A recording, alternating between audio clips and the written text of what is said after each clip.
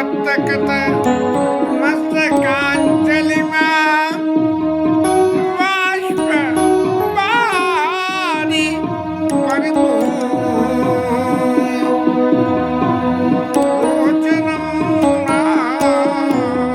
नातिर्नमा लाक्षकांतकम।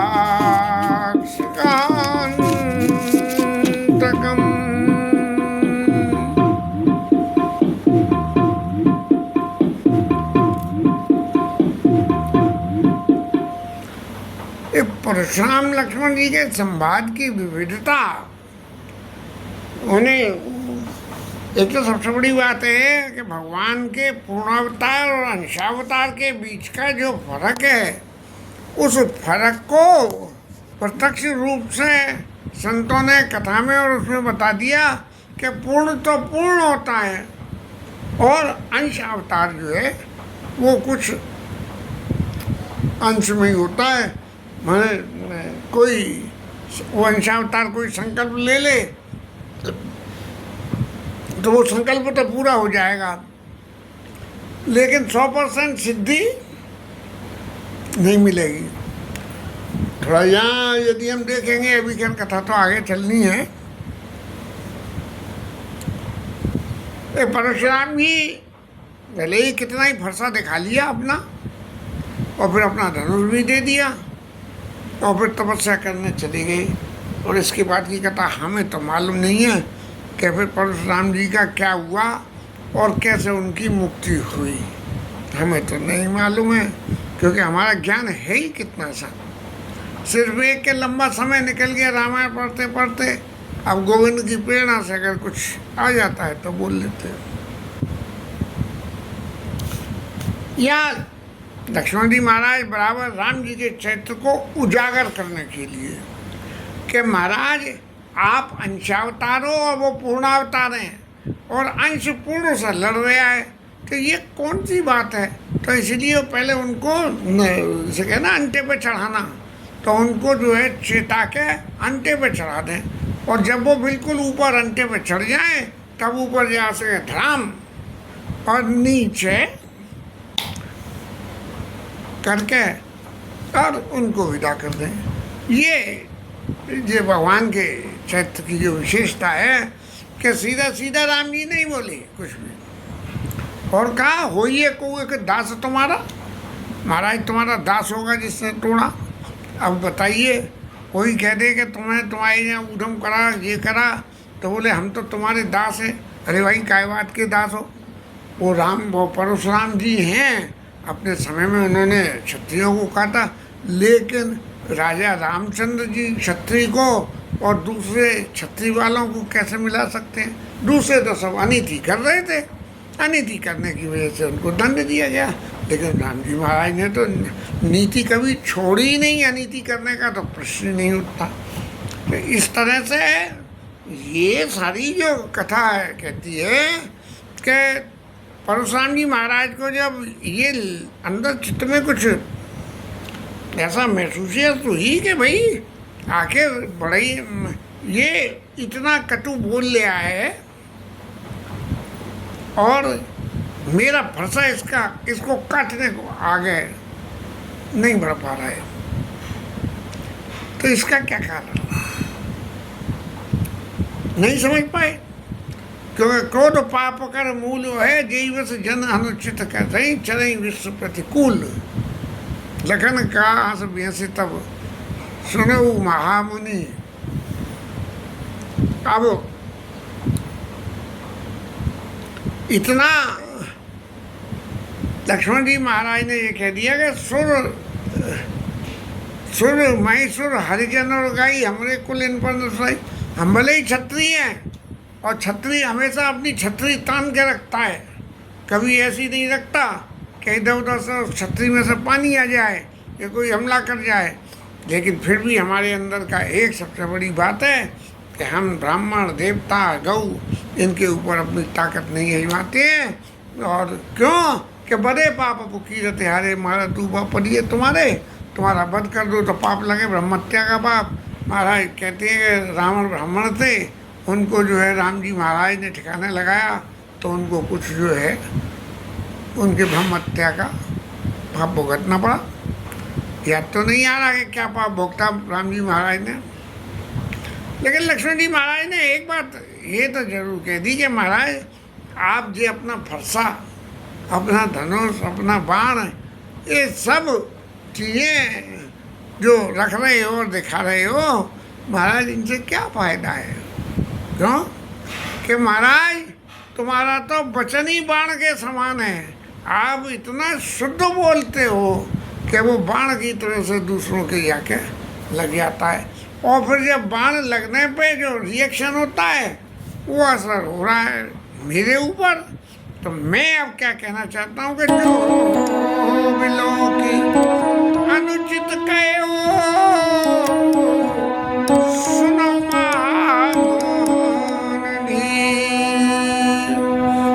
महाराज। मैंने यदि कोई आपके इन सारे औजारों को, हालांकि इन औजारों की कोई ज़रूरत नहीं थी, लेकिन देखते यदि मैंने आपसे कुछ कह भी दिया और वो भी अनुचित कह दिया तो आप मुझे उसके लिए क्षमा कर दें। लेकिन क्षमा मांगने का भी तो तरीका होता है। लक्ष्मण ने क्षमो महामुनि धीर, हे महामुनि आप बड़े धैर्यवान हो। क्या धैर्यवान हो? बोले मैंने इतनी बातें कही फिर भी आप कोई एक्शन नहीं कर पाए, बोलते ही बोलते रह गए, नहीं कर पाए एक्शन। क्षमो महामुनि धीर। और सुनि सरोज भगवान मुनि बोले गिरा गंभीर। एकदम जो है परशुराम जी तो छक्का लग गया और बोले विश्वामित्र देखो तुम्हारी वजह से जो है ये सब उद्यम हो रहा है, ये वो कर रहे हैं लक्ष्मण जी महाराज, ये सब तुम्हारी वजह से कह रहे हैं क्योंकि इस पर इन्हें तुम्हारा प्रोटेक्शन है, तुम्हारे संग आए हैं। लेकिन एक बात समझो कि मैं 1 सेकंड में फरसे से काट पीट के इन्हें ठिकाने लगा दूंगा। मेरी ये बात तुम इन्हें समझा दो, मैं तो समझा नहीं पा रहा। लक्ष्मण जी महाराज बोले कि महाराज जब आप ही नहीं समझा पा रहे हो तो विश्वामित्र जी हमें क्या समझाएंगे? लेकिन आपको तो अभी बोलने से फुर्सत नहीं है तो संतोष नहीं हो रहा, थोड़ा उनमें से किस भी बोलने में आपको कोई परहेज नहीं है। तो इसलिए जब परहेज नहीं है तो आप एक काम करो कि आप अपने चित्त की शांति पाने के लिए जो भी कुछ आपको बोलना है वो आप बोल दो। आप हमें फरसा दिखा रहे हो और कह रहे हो कि सेकंडों में काट दूंगा, तो ये सब बातें आपको शोभा नहीं लगती हैं कि आप वीर हो गए ऐसी बातें को। और फिर लक्ष्मण जी ने एक फर्री लगाई कि तू तो काल हाँक जन लावा बार बार मोई लागे बुलावा। महाराज मुझे तो ऐसा लगता है कि आप मेरे लिए काल महाराज को कह रहे हो कि जल्दी आओ और इस लक्ष्मण को पकड़ के ले जाओ, और भले ही मेरा समय अनुकूल हो या नहीं हो लेकिन ले जाओ। ये आप तो ऐसा काम कर रहे हो। अब तो साहब परशुराम जी महाराज की तो बिल्कुल आग लग गई और लगे चले जो है वो काटने। ये कटवादी बालक वध जो, अरे ये इतना कड़वा बोलने वाला ये काटने लायक है और मैं इसकी काट काट कर ठिकाना लगा दूंगा। बच्चा समझ के मैंने बहुत छोड़ दिया और अब जे मरेगा इस बात की बिल्कुल पहले कन्फर्म हो गई। फिर जो है ऊपर तो जो है उन्होंने कई प्रताप बल रोष हमारा विश्वामित्र जी से कही, लेकिन वहाँ तो कुछ बोले नहीं, वो चुप बैठे रहे। और यहाँ जब ये देखा कि कहीं ऐसा नहीं होगा वास्तव में ही जे काटने के लिए हमला करें और पता लगे कि जे तो नहीं काट पाए इनके काट दिए, इसलिए कौशिक कहा क्षमी अपराधु और बाल दोष गुण गनई न साधु। अरे महाराज बच्चा है, यदि इसने कुछ कह भी दी तो आप इसे क्षमा कर दो। और क्या खर कुटार में अकरन कोई आगे अपराधी गुरुदोई दे उतर उधर छोड़े बिन मारे केवल कौशिक शील तुम्हारे। अरे महाराज जे गुरु से द्रोह करने वाले को ऐसे सामने रहते हुए और मैंने उसे नहीं काटा और तो मैंने क्रोध करके क्या क्या करा, लेकिन क्या करूं, तुम्हारे संग में आए हैं इसलिए तो लिहाज तो मुझे करना ही पड़ रहा है। गादि सुन का हृदय ऐसी मुनि हरि हरि ये सूझ, आज मैं खाने ना उजू में हजम न बुझू। अरे इतनी इतनी बात इनसे कही जा रही है कि महाराज तुम तो घर के बड़े हो और तुम्हें तो कभी किसी को मिला ही नहीं, तुम्हें तो सिर्फ तुम्हें तो एक ही बात का अल्लाह करना कि विपुल बाल महिदेवन दीनी, इसके अलावा और तुम्हारे पास और ऐसा ब्राह्मण होते हुए ऐसा कौन सा तुम्हारे पास गुण है। तो विश्वामित्र जी कह रहे हैं सब जगह जैसा सावंत के अंधे को हरा ही हरा दिखता है, ऐसा सब जगह दिख रहा है कि और सबरे छत्रियों की तो मैं छतरी उखाड़ी आया, लेकिन इनकी मैं छतरी जो है नहीं बिगाड़ पाऊँगा, कुछ जो नहीं समझ पा रहे हैं। तब जो है लक्ष्मण जी महाराज ने देखा कि विश्वामित्र जी महाराज ने भी थोड़ा सा मन में विचार करके चुप ही रह गए। तब उन्होंने कहा, कहे लखाना मुनि शीला तुम्हारा को नहीं विदित संसारा। महाराज आपका शील कितना बड़ा है, आप कितने शीलवान हो, इस संसार में कौन नहीं जानता है। और इनके गुण की चर्चाओं में आती है, जमदग्नि के ये पुत्र हैं, ऋषि जमदग्नि की माता रेणुका, पत्नी रेणुका, वो कोई कथा बनी होगी। वो उनके जमदग्नि के चार पुत्र थे। उससे कही कि तुम्हारी माँ अपराधी है, उसका गला काट दो। कोई ने नहीं काटा और ये परशुराम जी महाराज फरसा लेके चले गए और माँ का गला काट दिया। और पिताजी से कही कि ले आपने कही थी मैं काटी है आपके। अब तो जो है भाई अपनी पत्नी का गला कटवाने की हत्या तो लगी गई सिर में।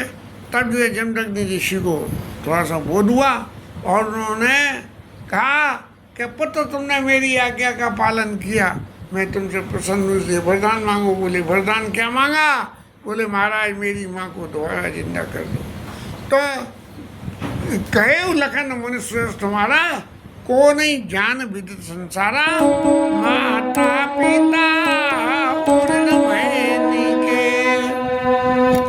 आप अपने माता और पिता के घर से मुक्ति हो गए क्योंकि पिताजी की आज्ञा पालन कर ली और माँ को मार के जिंदा करवा दिया। तो वो तो सब माता पिता कर रहे थे, सब हो गया, वो तो सब अपने अपने ठिकाने पे गए और सब हो गया। लेकिन आपका एक कर्जा बाकी रह गया। कौन सा कर्जा रहा? बोले कि आपके गुरु जो हैं उन गुरु को आपको गुरु दक्षिणा देनी है। और आप तो जो है कट करने वाले हो और क्षत्रियों को काट काट के गुरु दक्षिणा देते रहे और अब नहीं दे पा रहे हो। तो मुझे तो ऐसा लग रहा है कि वो जो है गुरु दक्षिणा हमारे सिर पर रख दी। बोले इन्हें काट पीट के दे दूंगा तो मेरी गुरु दक्षिणा चुकती हो जाएगी। ऐसा मन में समझ के सोचनी हमरे माथे काला दिन चल गए ब्याज वाला। अब वो कर्जा जो बहुत दिन हो गए गुरु का कर्जा नहीं चुकाया है, हमारे माथे तो मर दिया, तो महाराज अभी चुके कैसे कर्जा। देखो रही बात जहाँ तक काटने पीटने की, वो तो अभी थोड़ी देर आप रुको जरा, काटना पीटना तो पीछे, लेकिन पहले जो हिसाब तो लगाओ कि कर्जा है कितना और कितनी ब्याज है और कितना जो है चुकाना है। क्योंकि जब कोई चीज़ अनरिकवरेबल हो जाती है तो धनी जो है सौदा कर लेता है कमती में, चाहिए तो 2 लाख रुपए ला, चल 1 लाख दे दे, भागते चोर की चुटिया बली। तब जो है और जैसे ही उन्होंने कहा कि सोचन हमरे माथे ही खड़ा दिन चल गए ब्याज बहु भाड़ा और अब आनी है व्यवहारिया बोली तो देव में थैली खोली। और जैसे ही लक्ष्मण जी ने ये कहा सोई तो आग के मारे बिल्कुल धुआं निकल गया। परशुराम जी महाराज के और जनता जो है घबरा गई कि भैया ये तो ये बिना धुएं के ही धुआं पैदा कर देते हैं और अब जो है ये धुआं निकलेगा तब क्या होगा। और यहाँ तक कह दी मिले न कबऊ सुभट धन गाड़े दुज देवता घरों के बाड़े। अरे महाराज आप यहाँ इतनी देर से हल्ला ऊधम कर रहे हो, तो आप अपने घर के बड़े हो। अपने महीन यहाँ अपने गांव में थे, वहाँ आन घर को क्या है, आन घर को जोगिन जोगिया आन गांव को सिद्ध। तो महाराज वो हालत है आपकी। अब यहाँ आके आप अपने आप को बखान कर रहे हो, और घर में चाहे जो पहलवानी कर रहे थे। तो लोगों ने फिर ये कहा कि नहीं, लक्ष्मण जी महाराज बालक हैं अभी, और ये इतने कटु हैं, इसीलिए इनसे ऐसी बात बोलना ठीक नहीं है। तो गोस्वामी जी को ये लिखना पड़ा कि ये सभी बातें होने से क्या हुआ कि लखन है उतर आउती सरिसा रघुबर को बकसा बढ़त देख जल सम बचन बोले भगवान। अब उनका क्रोध तो अग्नि के समान, और लक्ष्मण जी जो बोल रहे हैं वो आहुति स्वाहा की आहुति लग रही है। तो उससे जो है इतनी बढ़ गई कि अब राम जी महाराज को लगा कि कहीं ये महाराज कोई घपला नहीं कर दें, फिर मुझे अपने उस स्वरूप का दर्शन इनको कराना पड़े। उससे अच्छा ये है कि मैं बीच में ही बोल लूँ।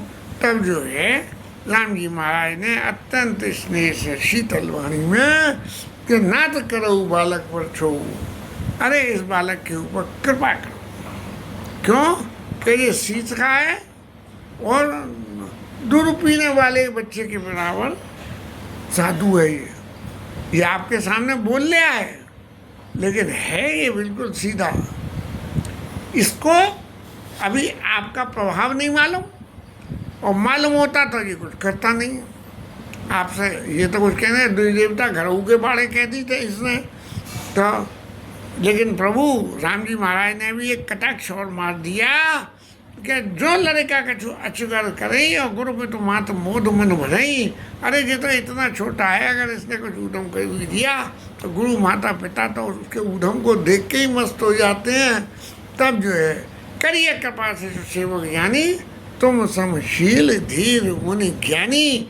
लक्ष्मण जी तो कह रहे हैं कि तुम्हारे वचन इतने कड़वे हैं, और राम जी महाराज कह रहे हैं तुम समशील धीर मुनि ज्ञानी। ज्ञान धीर और शील महाराज तुम्हारे बराबर तो इस दुनिया में किसी का है ही नहीं। बस इतना सुनना था कि मानो परशुराम जी के ऊपर पानी पड़ गया, और जरा सी शांति आई, और आते ही क्या हुआ, जैसे ही शांति आई तब जो है परशुराम जी महाराज कह रहे हैं नहीं गलती है। जो लड़का का चोरी कर करी गुरु पे तो मात मोद मन भरई, और करिए कृपा से सेवक ज्ञानी, तुम समशील धीर मुनि ज्ञानी। इस तरह से जो है अब जब उन्होंने कहा तो थोड़ा सा पानी पड़ गया, तो क्रोध शांत हुआ। बोले देखो, एक जे बड़ा भाई और एक जे छोटा भाई, और जे तो जो है आग लगा रहा है, और ये जो है आग को बुझा रहे हैं। तो भगवती सुने सुने निर्भय वाणी रिश्तन जरई हुई बल हानि। क्रोध के मारे जो उनका सबरा बलि चला जा रहा है, और इतने कठोर बात को लक्ष्मण जी महाराज कह रहे हैं। और फिर परशुराम जी महाराज ने कही कि अब जे शीतल बोल रहा है तो चलो इसे ही पकड़ लो। और बोले राम ही दे ही नहीं हो रहा, देख तेरी सौगंध खा के कहता हूँ कि बचाऊँ विचार बंद लग तोरा। जो तोरा छोटा भाई है इसलिए इसके संग कुछ नहीं करा, नहीं अब तक तो इसे काट पीट के भोग लगा देता है इसका। तब जो है, और देखने में तो लोग कह रहे हैं कि बड़ी सुंदर श्यामल जोड़ी, ऐसे सुंदर है जो सुंदर नहीं है, मन मलिन, इसका मन खुटा है। मन मलिन तन सुंदर, कैसे तन से बड़ी सुंदर है लेकिन इसके मन बड़ा काला है। विश्वास भरा कनक कर जैसे घड़े में जैसे विष भर के रख दो, इस तरह। अब लक्ष्मण जी महाराज फिर इस बात को विश्वास भरा कनक, अरे विश्वास क्या, विश्व तो मेरा आभूषण है, मैं शेषनाग का अवतार हूँ, है विष तो मेरा आभूषण है और ये कह रहे हैं विश्व से भरा विष को अवगुण कह रहे हैं, तो ये सब बात गलत है। इससे पहले लक्ष्मण जी कोई बात और कह के और परशुराम जी महाराज के अंदर ये फुर्री लगावे। सुने लक्ष्मण बिया से बहुरी नैन तरेरे राम। लक्ष्मण जी महाराज जब वो कहने लगे ना कि विश्व से भरा कनक गढ़ जैसे, तो लक्ष्मण जी महाराज हंसने लगे, बोले विश्व तो हमारा आभूषण है। जैसे ही हंसने लगे सोई राम जी ने इशारा कर दिया, बोले अब शांति हो जाओ। तब जो है राम जी महाराज ने फिर एक बात परशुराम जी महाराज से कही कि बर्रे बालक एक स्वभाव उन्हें संत पीछे। अरे महाराज वो बालक है, आप काय को उसे छेड़ रहे हो, और उसे छेड़ोगे तो वो जो है इधर करेगा। बर्र है, बर्र को तुम मारने जाओ बरैया को, तो तुम इधर से मारोगे वो लौट के तुम्हारे पास आवेगी, इसलिए तुम्हें तैयार रहना चाहिए कि बिल्कुल जैसे ही वो लौटे तो फिर मारो, फिर आवे तो फिर मारो। तो इस तरह से बर्रे बालक एक स्वभाव उदय ने संत विदु से ही काऊ। बर्र और बालक का आप बार बार कुछ ना कुछ कह देते हो, तो ये महाराज जो है फिर कुछ कह देते हैं। इसीलिए महाराज इस तरह से बातें करने से तो कोई पार डलेगी नहीं है। लेकिन अब आपका क्रोध शांत कैसे हो, इस रास्ता को आप बताओ कि आपके क्रोध को शांत करने के लिए हमें महाराज क्या उपाय करें। अब जब समझौते की रास्ता बनने नमका डम्बर आता है, तो क्रोध करने वाले के हृदय में थोड़ा अभिमान भी पैदा होकर आ जाता है, अभिमान भी पैदा होकर आ जाता है, और क्रोध करने वाले को चैन पड़ने लगता है। और चैन पड़ा तो उन्होंने क्या कही कि महाराज मैंने इतना क्रोध करा यहाँ के, और आप कह रहे हो कि क्रोध को छोड़ दो। तो महाराज क्रोध को छोड़ने से तो छोड़ दिया, तो फायदा क्या हुआ। अरे गला ने क्रोध करा और गला काटा नहीं। मैं तो जब क्रोध कराए तब तक जो क्षत्रियों का गला काटा, इसका गला नहीं काटा, तो मेरे क्रोध करने से क्या हुआ है। मेरे इस फरसे की को बात को तो सुन लो कि गर्व सभी अपने रवने सुन कुठार गति घोर। मेरे इसके फरसे की कहते बातों को ही सुन के स्त्रियों के गर्व गिर जाते हैं। अबे महाराज यहाँ अलंकार लगा दिया इन्होंने जरूरत से ज़्यादा। लेकिन सबसे बड़ी बात क्या है, परसों छत देखो दिया तो बेरी भूख किशोर। अरे इस फरसे की बातों को सुन के गर्व गिर जाते हैं, लेकिन जी मेरे हाथ में, और फिर भी मैं जो है इसके बारे में कुछ नहीं कर पा रहा हूँ। ये बड़ा आश्चर्य की बात है, मेरा हाथ बढ़ नहीं रहा है, और कैसे बढ़ने से आगे रुक गया और क्यों रुक गया। मेरे मन में दया कैसे आ गई, ये बात मेरी समझ में नहीं आई। राम जी महाराज कहने लगे कि अभी पहचाने नहीं हो महाराज, थोड़ी सी पहचान तो आ गई, अभी थोड़ी और आ जाएगी। और परशुराम जी कहने लगे आई दया तो इतना तो कड़वा बोल रहे हैं, और फिर कह रहे हैं कि आज ये मैं दया कर रहा हूँ। क्या दया कर रहा हूँ कि मैं काट नहीं रहा हूँ। अरे महाराज काट नहीं रहे, तुम्हारा हाथ ही नहीं बढ़ रहा है। तब जो है तो ये जो दया की वजह से जो चित्त में मेरे दया पैदा हो रही है और हाथ को नहीं बढ़ने दे रही है, तो उसका सबरा जो है मेरे एक बात ये समझना, आज ही दया तो दूसरा सुनावा, सुने स्वामित्र भैंस सुनावा। और परशुराम जी महाराज ने कही कि आज दया की वजह से जो है मुझे बहुत दुख सहना पड़ रहा है। तो जय हो लक्ष्मण जी महाराज ने जो है आज जो है रुड़ा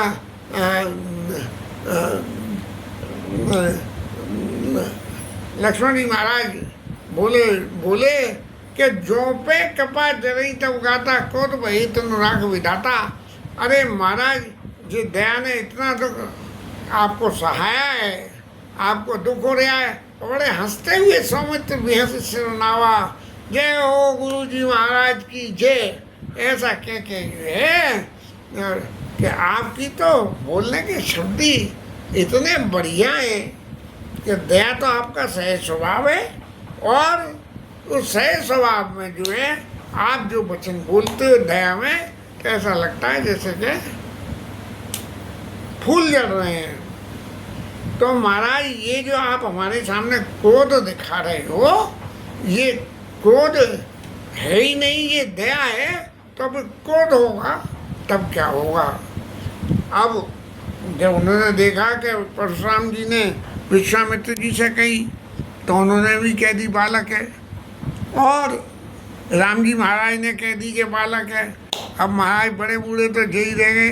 तब उनने कही कि अब जनक जी को और पकड़ लो।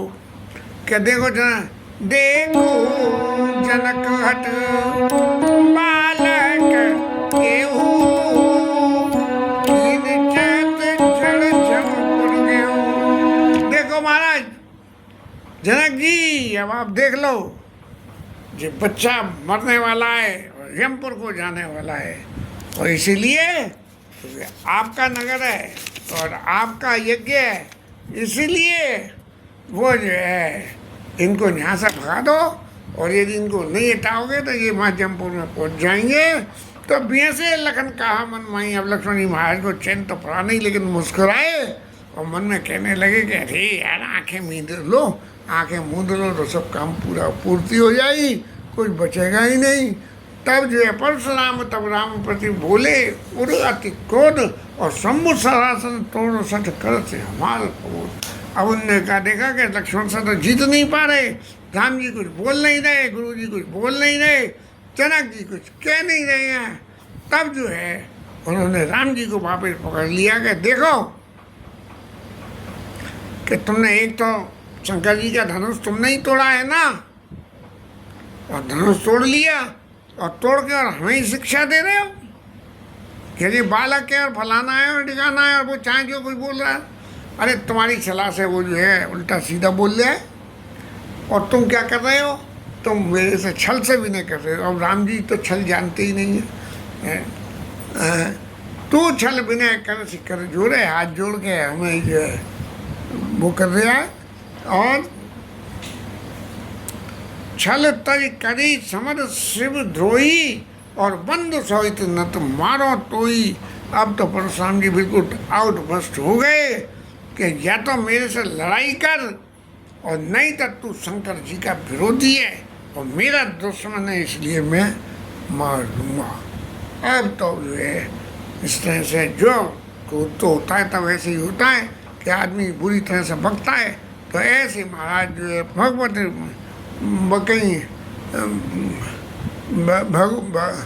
भगवती बकई कुठार उठाए और मन मुस्काई राम सिरनाए। राम जी महाराज ने कही कि अब इस वक्त अगर मैंने जरा भी डर दिखा दिया तो बात खराब हो जाएगी, कहीं मेरे ऊपर ही हमला नहीं कर दें, क्योंकि ये तो कह रहे हैं कि मुझसे युद्ध कर। तब जो है नीचे मुँह करके राम जी महाराज मुस्कुरा रहे हैं, और मुस्कुरा के जो है मन ही मन में क्या कर रहे हैं, राम कहे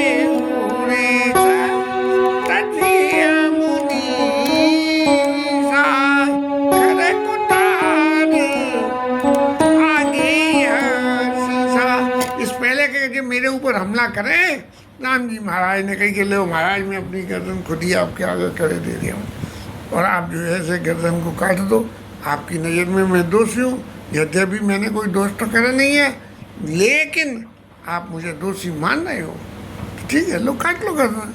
लेकिन आप कुछ ऐसा करो, ये हल्ला टल्ला करने से कुछ नहीं होगा न, और जिससे कि आपका क्रोध शांत हो जाए। मोहि जानिए अपन अनुगामी, मुझे अपना सेवक मानो कि आप जो कहोगे वो मैं कर दूंगा, क्योंकि प्रभु ही सेवक ही समर कस तजौ विप्र विश्व बिलो के कहे सिकच बालक। इसको बालक को कोई दोष नहीं है। आपने जो युद्ध में करने वालों का जो वेश पहन के आए हो बना के, तब जो है उसका कोई दोष नहीं है, क्योंकि हमारे कुल में तो सबसे बड़ी बात एक ही है कि किसी के सामने जो है पीठ नहीं दिखाते हैं।